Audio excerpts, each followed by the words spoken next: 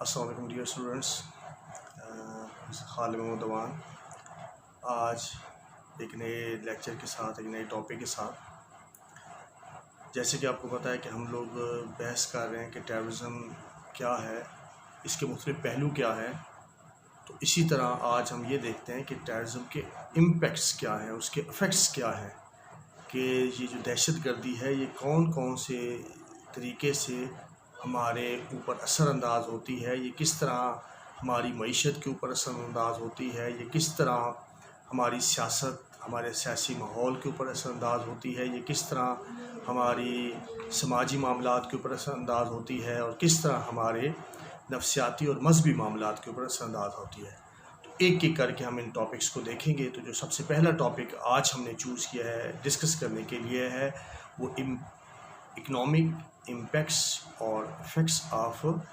Terrorism, के दहशतगर्दी के मईशत के ऊपर या माशी सरगर्मियों के ऊपर किस तरह असरात होते हैं, ये किस तरह। तो जैसे आपको पता है कि दहशतगर्दी एक खौफनाक चीज़ है और इसने पूरी दुनिया को हिला के रख दिया है। छोटे बड़े ममालिक जो दहशतगर्दी से मुतासर हुए हैं वो बहुत ज़्यादा इससे अफेक्टेड है, लिहाजा इसके जो इकनॉमिक इम्पैक्ट हैं वो सबसे ज़्यादा है। तो इसको हम ज़रा ज़ेर बहस लाते हैं, इसको हम देखते हैं कि क्या इसके इम्पैक्ट्स हैं। तो सबसे पहले जो इसका इम्पैक्ट है वो है इसके से जो है जो डोमेस्टिक में जो लोग मुल्क है उसके अंदर जो माशी सरगर्मी है वो बहुत ज़्यादा स्लो हो जाती है, एक्टिविटी स्लो हो जाती है। ये जो दहशतगर्दी है ये बिज़नेस के लिए और इन्वेस्टर के लिए और इन्वेस्टमेंट के लिए बड़ी ख़तरनाक चीज़ है। ये इसको कम कर देती है, लिहाजा लोगों की मईशत भी इससे मुतासर होती है और मुल्कों की मईशत भी इस किस्म की दहशतगर्दी से शदीद तरीन मुतासर होती है। तो हम एक एक करके इसके मुख्तलिफ पहलुओं का जायज़ा लेते हैं जिस तरह से ये असरअंदाज होते हैं। तो सबसे पहले उसके डायरेक्ट इकनॉमिक जो इसका पॉइंट है वो डायरेक्ट इकनॉमिक डिस्ट्रक्शन है, कि किस तरह ये डायरेक्टली मईशत के ऊपर असरअंदाज होते हैं। तो सबसे पहला पॉइंट में है, जैसे मैंने बताया कि डायरेक्ट इकनॉमिक डिस्ट्रक्शन, के इससे जो हमारे इकनॉमिक इंफ्रास्ट्रक्चर है उसको ये डायरेक्टली डिस्ट्रॉय करती है, इसको तबाह करती है। Physical destruction of the plants, मतलब जो हमारे प्लांट्स हैं, मशीनरीज हैं, हमारे ऑफिस हैं, हमारी शॉप्स हैं, उसको जब ये डायरेक्टली डिस्ट्रॉय कर देगी, वो तबाह हो जाएंगे किसी न किसी दहशतगर्द हमले में, सुइसाइड अटैक के अंदर या इस किस्म की और एक्टिविटीज़ की वजह से। तो उससे बहुत बड़े पैमाने पर जो है लॉस होता है, फ़िज़िकल डिस्ट्रक्शन होती है। और ये फ़िज़िकल डिस्ट्रक्शन जो है ये गुड्स की भी हो सकती है, ये physical destruction of the infrastructure भी हो सकती है, और ये तीसरा जो है सर्विसेज भी हो सकती है। तो ये बहुत बड़ा एक मुल्क की मईशत का लॉस होता है कि उसकी जो माशी वसाइल हैं वो डायरेक्टली जो है वो डिस्ट्रॉय हो जाते हैं।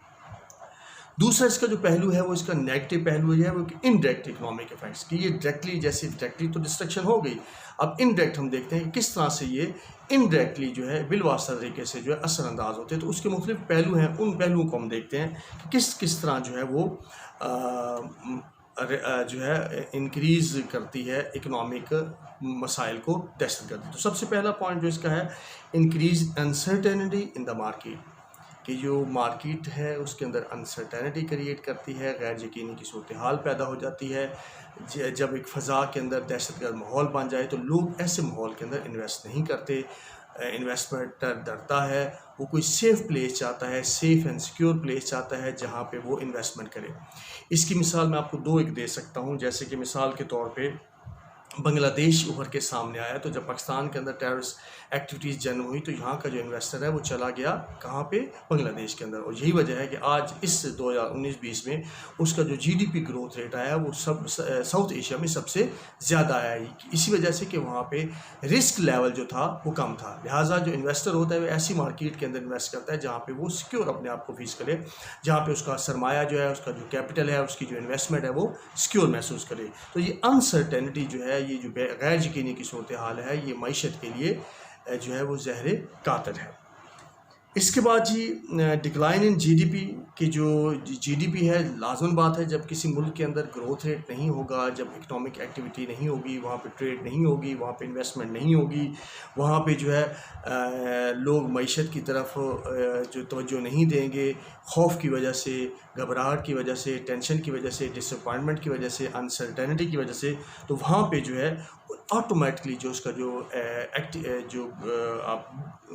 ग्रोथ रेट है वो कम हो जाएगा। यही वजह है कि पाकिस्तान या इसराइल का भी जहाँ पे कुछ ऑथर्स ने एग्जांपल दिए कि जिस अदवार के अंदर फ़लस्तीन वाले वहाँ पे बहुत ज़्यादा टेररिस्ट अटैक करते थे, तो इसराइल के अंदर जो है जो ग्रोथ रेट था जीडीपी वो उन अदवार, उन पीरियड के अंदर, उन सालों के अंदर कम हो गया। और पाकिस्तान इसका बहुत बड़ा अफेक्टेड कंट्री है, जिसके अंदर जो है जहाँ पे मुख्तलिफ़ किस्म के दहशतगर्द हमलों की वजह से जो ग्रोथ रेट जो वो कम हो गया।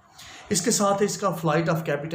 कैपिटल से मुराद है कि लोग जो है जो जिनके इंडस्ट्री जहाँ पे चल रही होती हैं, जहाँ पे प्लांट्स चल रहे होते हैं, जब वो दहशतगर्दी का सामना करते हैं तो अपने पैसे को उठा के जो दूसरे ममालिक में शिफ्ट करते हैं, जहाँ पे वो अपना सरमाया जो है महफूज समझते हैं।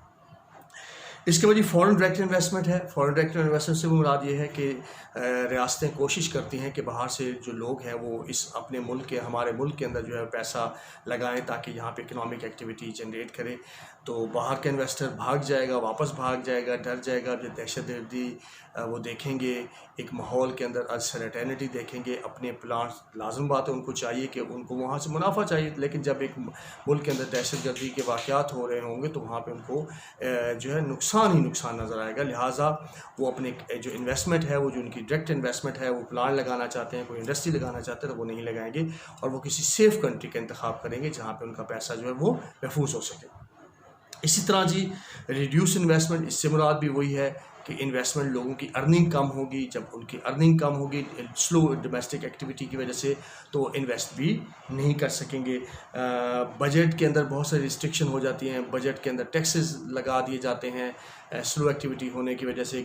जीडीपी कम होने की वजह से, तो उसकी वजह से भी लोग जो है इन्वेस्टमेंट करने से वो जो इन्वेस्टर है वो घबराता है। इसके बाद इसका एक इनडायरेक्ट असर जो है इंश्योरेंस पे बहुत ज़्यादा होता है। लाज़िम बात है जो इंश्योरेंस कंपनी होती है वो रिस्क लेवल को कम से कम देखती हैं और उनको बेतहाशा पैसे देने पड़ जाते हैं, इंश्योरेंस की रकम देना पड़ जाती है। तो इसकी वजह से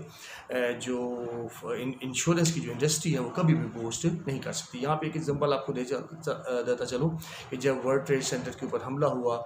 अमेरिका के अंदर, तो वहाँ पे मैंने आपको लास्ट लेक्चर्स के अंदर बताया कि 3000 प्लस जो है वहाँ पे डेथ्स हुई हैं। तो वहाँ पे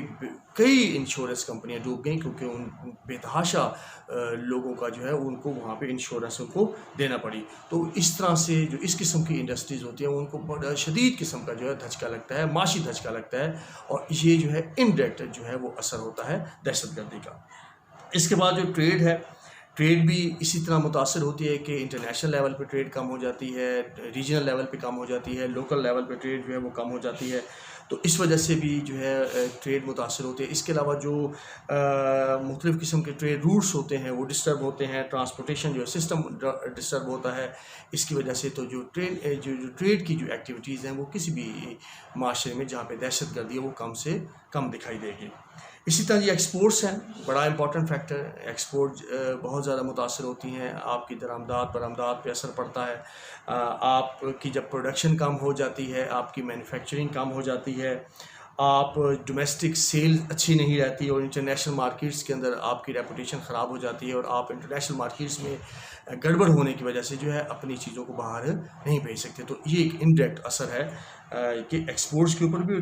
ट्रेड के ऊपर। इसके बाद एक और इसका बड़ा इंपॉर्टेंट आंसर है इसी वाले से सिक्योरिटी एक्सपेंडिचर की। सीधी सी बात है कि आप जो है ज़्यादा से ज़्यादा दहशतगर्दी को कंट्रोल करने के लिए आपको पैसा चाहिए, आपको सरमाया चाहिए। तो आप अपनी मिलिट्री को बेहतर बनाने के लिए, अपने डिफेंस को बेहतर बनाने के लिए, अपनी पैरामिलिट्री फोर्सेस को बेहतर बनाने के लिए ज़्यादा से ज़्यादा बजट है उनके ऊपर लगाते हैं। तो जब आप उनके ऊपर ज़्यादा से ज़्यादा बजट लगाते हैं तो आपकी जो इकोनॉमिक एक्टिविटी है जो किसी भी मुल्क के अंदर जो है वो कम होना शुरू हो जाते हैं, उसके अंदर कमी आ जाती है, उसके अंदर कंटेनमेंट आ जाती है। तो ये एक बहुत बड़ा नेगेटिव असर है कि आप जो है सोशल एक्टिविटी के ऊपर पैसा नहीं लगा रहे, आप इकोनॉमिक एक्टिविटी के अंदर पैसा नहीं लगा रहे और सिर्फ आप अपने अपने जो है डिफेंसिव बजट के अंदर इंक्रीज़ करते जा रहे हैं, जिसकी वजह से जो बेचारे तरक्की पजीर ममालिक होते हैं, बड़े ममालिक को तो शायद फ़र्क ना पड़ता हो, लेकिन जो तरक्की पजीर ममालिक है उनके ऊपर शदीद जो है फ़र्क पड़ता है। इसके बाद जी destruction of economic activities, opportunities के मुख्तलिफ़ किस्म की जो अपॉर्चुनिटीज़ मुस्तकबिल के अंदर नौजवानों के लिए, कॉमर्स के लिए, मुख्तलिफ़ किस्म की जो है लोगों के लिए, इन्वेस्टर के लिए जो मौजूद होती हैं वो डिस्ट्रॉय हो जाती हैं, तो इससे भी एक बड़ा लॉस होता है। इसके बाद जी टेररिस्ट जो है शैटर मार्केट कॉन्फिडेंस, मार्केट का जो कॉन्फिडेंस है उसको तबाह करने में कामयाब हो जाते हैं। यही वजह है कि कुछ ममालिक जो एनिमी मुल्क होते हैं वो दूसरे मुल्क के अंदर दहशतगर्दी के वाक़यात को करते हैं ताकि वहाँ पे लोग बाहर से लोग ना आए, वहाँ पे रिस्क लेवल ज़्यादा हो, कॉन्फिडेंस जो है शैटर हो जाए और वो मुल्क जो है वो सही तौर पर तरक्की ना कर सके। इसमें हम इंडिया और पाकिस्तान की पहला एग्जाम्पल जो है वो दे सकते हैं। फिर उसके बाद ये लोअर लेवल ऑफ इन्वेस्टमेंट, पीछे भी बात आ गई कि जो इन्वेस्टमेंट का रेशो है बहुत ज़्यादा कम हो जाता है दहशतगर्दी की वजह से। इसी इंडायरेक्ट असरात के अंदर टूरिज़म एक बहुत बड़ा आज के दौर के अंदर, इस वर्ल्ड जदीद दौर के अंदर जो है एक इंडस्ट्री की शक्ल इख्तियार कर चुका है। तो सीधी सी बात है, टूरिस्ट जो लोग होते हैं वो एक किसी भी दूसरे मुल्क के अंदर जाके सियाहत से जो है लुत्फ़अंदोज़ होते हैं और ये सोर्स ऑफ इन्वेस्टमेंट होता है कि गैर मुल्की सियाह आते हैं और वो सोर्स ऑफ इन्वेस्टमेंट होता है। लेकिन जब एक मुल्क के अंदर माहौल साजगार नहीं होगा तो वहाँ पे जब सिक्योर लोग नहीं होंगे तो वो जो है टूरिस्ट नहीं आएंगे, तो उसका जो है बहुत ज़्यादा नेगेटिव असर होता है कि आपके वो तमाम के तमाम जो पैसे हैं वो जो आपको बाहर से टूरिस्ट ला रहे होते हैं वो सारे के सारे, डोमेस्टिक टूरिज़म भी मुतासर होता है और जो गैर मुल्क से टूरिज़म आते हैं वो भी बहुत ज़्यादा मुतासर होते हैं। इसकी दो एग्जांपल्स आपको देता चलूँ। सवात के अंदर जब टेररिस्ट ऑर्गेनाइजेशन ने कंट्रोल कर लिया तो वो जो paradise of the South Asia तस्वर किया जाता है, स्विट्ज़रलैंड जब साउथ एशिया तस्वर किया जाता है या एशिया तस्वर किया जाता है तो वहाँ पे जो है टूरिज़म जो है वो ज़ीरो हो गई थी। तो इसके अलावा जो दहशतगर्द हैं, मुख्तलिफ़ किस्म की जो स्पॉट्स होते हैं, टूरिस्ट रिजॉर्ट्स होते हैं, उनको नुकसान पहुँचाते हैं, तो वो मिलियंस ऑफ डॉलर का जो है वो नुकसान का बायस बनते हैं। इसके बाद इसी तरह अनएम्प्लॉयमेंट जनरेट होती है, बहुत बड़ा फैक्टर। जब आप प्लांट्स डिस्ट्रॉय हो जाते हैं, जब इंडस्ट्री डिस्ट्रॉय हो जाती हैं, शॉप्स डिस्ट्रॉय हो जाती हैं, फिज़िकल इंफ्रास्ट्रक्चर डिस्ट्रॉय हो जाता है, तो बहुत सारे लोग जो है वो अनएम्प्लॉयड हो जाते हैं। वो टूरिज़म से हो गए अनएम्प्लॉयड, वो एग्रीकल्चर से हो गए, वो मैन्युफैक्चर सेक्टर से हो गए। तो इस तरह मुख्तलिफ जो है शोबे हैं जो आपके इकनॉमिक्स से मुतल्लिक़ हैं वो मुतासर होते हैं, और जब वो मुतासर होते हैं तो सीधी सी बात है वहाँ पे जो है लोग जो है उनको जॉब से हाथ धोना पड़ता है। इसके बाद दो और इसी तरह के पहलू, एक है इंक्रीज्ड फॉरेन डेट या एड या बोरिंग की। सीधी सी बात है, जब डोमेस्टिक एक्टिविटी कम होगी, गवर्नमेंट के पास टैक्स नहीं आएंगे तो उसको IMF के पास जाना पड़ेगा, वर्ल्ड बैंक के पास जाना पड़ेगा या किसी और बोरिंग के पास एड लेने जाना पड़ेगा। तो इस एड का जो डेवलपिंग कंट्रीज़ होते हैं, जो थर्ड वर्ल्ड के कंट्रीज़ होते हैं, उनके बहुत ज़्यादा असर पड़ता है, क्योंकि जो आपकी रिड्यूस डोमेस्टिक सेव है वो कम हो गया, आपके पास सेविंग्स नहीं है, आपके पास पैसे नहीं है, क्योंकि इकनॉमिक एक्टिविटी ख़त्म हो गई। लिहाजा जो है जो बाहर से आप जब सेविंग कर जो है वो पैसा लेंगे, डेट लेंगे, कर्ज़ा लेंगे, तो वो आपके वो तो एक अपनी शराइत को भी मनवाएंगे और साथ में जब आपको कर्ज़ा देना पड़ेगा, वापस देना पड़ेगा, तो उसके ऊपर इंटरेस्ट के साथ भी देना पड़ेगा, तो वो बहुत ज़्यादा मुतासर होता है। इसी तरीके से एक और है जी का पर कैपिटल इनकम के अंदर रिडक्शन के, वो जो इनफरादी तौर पर लोगों की जो इनकम होती है वो कम हो जाती हैं, इकनॉमिक एक्टिविटी कम हो गई, मार्केट्स स्लो डाउन हो गई, एक्सपोर्ट इंपोर्ट में फ़र्क पड़ गया, इकनॉमिक एक्टिविटी के स्लो होने की वजह से जो है लोगों की जो इनकम है वो भी मुतासर हो जाती है। फिर लोग ज़्यादा से ज़्यादा जब टैक्सेशन होती है गवर्नमेंट की तरफ से बजट को स्टेबलाइज़ करने के लिए, इन्फ्लेशन की वजह से लोगों की जेबों पे असर पड़ता है, तो वो जो उनकी जो सेविंग है वो भी कम होती है और पर कैपिटल इनकम जो है वो भी कम हो जाती है। इसी तरह जी जैसे मैंने बताया कि एग्रीकल्चर के ऊपर भी असर पड़ता है इसी तरह, तो लोगों की जो है इसी तरह जो वहाँ पे फार्मर्स होते हैं, छोटे फार्मर्स हैं, बड़े फार्मर्स हैं, उनको लॉस बहुत ज़्यादा होता है, उनके डीलर्स को लॉस होता है, तो मैन्युफैक्चर शोबा भी जो है मुतासर होता है। और एग्रीकल्चर, क्योंकि जो ज़री मुल्क होता है ज़्यादातर, वहाँ पे जो मईशत का इंसार जो है वो ज़राअत के ऊपर होता है, तो ज़राअत की स्लो डाउन एक्टिविटी की वजह से जो है ज़राअत जो है वो बहुत ज़्यादा मुतासर होती है और वहाँ पे भी अनएम्प्लॉयमेंट जो है वो जनरेट करती है। फिर कहा जाता है कि war is the health of the state. कुछ ये कोल्ड कंसेप्ट है कि वार की वजह से जो है लोगों के अंदर जज्बा पैदा होता है, हुकूमत और लोग मिलकर जो है जंग की तैयारी करते हैं और रियासत के लिए तरक्की का बायस बनते हैं। लेकिन यहाँ पे हम देखते हैं कि जिन इलाकों के अंदर कन्फ्लिक्ट्स होते हैं, जहाँ पे टेररिज्म जनरेट करता है, वहाँ पे उसके नेगेटिव असरात होते हैं। वो नेगेटिव असरात इस तरह से कि वहाँ पे हैवी किस्म के हाई किस्म के टैक्सेस लगाए जाते हैं, वहाँ पे गवर्नमेंट जो है वो डेफिसिट का शिकार हो जाती है, वो वहाँ पे कमी हो जाती है, वहाँ पे इन्फ्लेशन हो जाती है, और जब ये इन्फ्लेशन हो जाती है तो गवर्नमेंट जो है वो सही तौर पे काम नहीं कर सकती। तो ये जो वार का कंसेप्ट है, कि कन्फ्लिक्ट का कंसेप्ट है, जदीद दौर में टेररिज्म के मुकाबले में हमें ये ज़रा कम नज़र आता है। इसके बाद ये है increase nationalism and foreign scepticism, कि ये भी असर है डायरेक्टली या इनडायरेक्टली, इसको समझ लें कि नेशनलिज्म के जज्बात जो है पैदा होते हैं, और वो स्केप्टिसिज्म किसके बारे में, कि वो जो फॉरेनर होते हैं, फॉरेन रेफ्यूजी होते हैं, इमिग्रेंट वर्कर होते हैं, वो जो फॉरेन कल्चर होता है, उसके लिए जो है वो जज्बात जो है मकामी लोगों के बड़े गलत हो जाते हैं। जैसे मिसाल देता हूँ कि जब ये 9/11 का वाक़या हुआ तो हम यूरोपियन कंट्रीज़ के अंदर देखते हैं कि बहुत ज़्यादा मुसलमानों को जो है हेट्रेड का निशाना बनाया गया, उनकी तज़लील की गई, औरतों की तज़लील की गई, मर्दों की तज़लील की गई। तो ये जो स्केप्टिसिज्म का पहलू है, ये डायरेक्टली अफेक्ट करता है आपके इसके टेररिज्म से, कि वो जो एक ज़ेनोफोबिया है, आप फॉरेनर से जो है वो डिसलाइक जो है वो शुरू कर देते हैं जी। इसके बाद ये है वही local economic growth, low economic growth slow हो जाती है, इंक्रीज्ड फॉरेन जो है वो बोरिंग हो गई, negative impact on earning and consumption, आपकी जो अर्निंग है वो कम हो गई, आपकी जो कंजम्पशन है, पैदावार, वो कम हो जाती है, decrease in export capital formation, पीछे डिस्कस हो चुका कि एक्सपोर्ट भी कम हो गई, कैपिटल फॉर्मेशन, आपके पास सरमाया भी कम है, प्राइवेट इन्वेस्टमेंट भी जो है वो कम हो जाती है। कोलैप्स ऑफ फॉरेन एक्सचेंज, ये भी बड़ा आज के जदीद दौर में पहलू है कि बड़ा सोर्स ऑफ इनकम समझा जाता है, एक अच्छा एंड इकोनॉमिक एक्टिविटी समझ जाती है स्टॉक एक्सचेंज को। लेकिन मुख्तलिफ़ किस्म के जब टेररिस्ट वाक़यात होते हैं तो ये जो स्टॉक एक्सचेंज जो इंडेक्स है, ये यकदम क्रैश कर जाता है। तो इसका भी बड़ा असर होता है दुनिया के अंदर, इंटरनेशनल वाक़या हो या डोमेस्टिक लेवल पे, लोकल लेवल पे जो वाक़या हो, तो इसका जो है स्टॉक एक्सचेंज पर डायरेक्टली या इनडायरेक्टली